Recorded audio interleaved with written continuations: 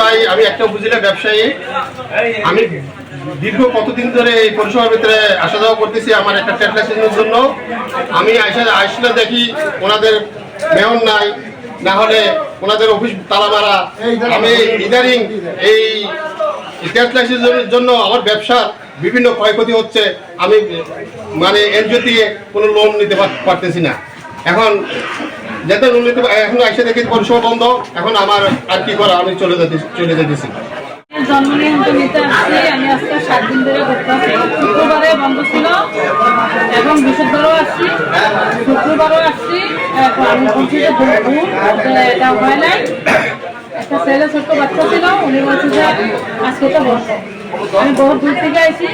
এখন শনিবার দিনও আসছি, আজকে রবিবারও আসা দেখি যে উনি উপস্থিত নাই এবং ওই তারা এখানে দেখি টাকা আজকে আমি অনুমোদন বিক্রি করতে দিছি।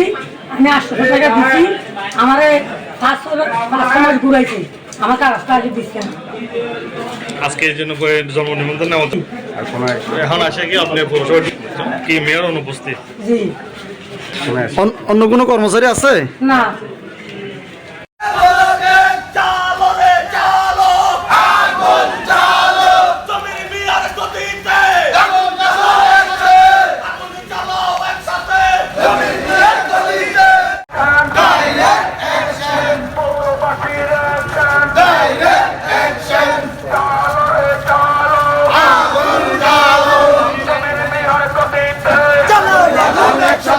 বাগাইছড়ির নির্যাতিত জনগণ গড়ায় গন্ডায় পই পই করে নির্যাতনের হিসাব বুঝে নিতে বাধ্য হবে।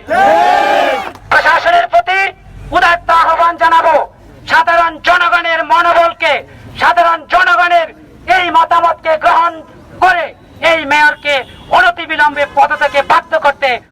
জনগণ ওনাকে ভোট দেয়নি, উনি জনগণের মেয়র নয়। সেই হিসাবে উনি মেয়রের শপথ নিয়ে বাগাইছড়িতে কোন দৃশ্যমান উন্নয়ন করেনি, উন্নয়ন করেনি। একটা ব্যবসায়ীর ট্রেড লাইসেন্স ছিল মাত্র 2 হতে 300 টাকার মধ্যে। সেই ট্রেড লাইসেন্সকে চাঁদাবাজি করার জন্য, ওনার পকেটে ঢোকার জন্য 200 টাকা পর্যন্ত করা হয়েছে। ছাত্রদের হত্যা করে তিনি এই দেশে টিকিয়ে থাকতে পারেনি। সে এদেশ থেকে পালিয়ে গিয়েছিল অবৈধভাবে ভোট চুরির মাধ্যমে গদিতে বসেছিল। তেমনি সারা বাংলাদেশেও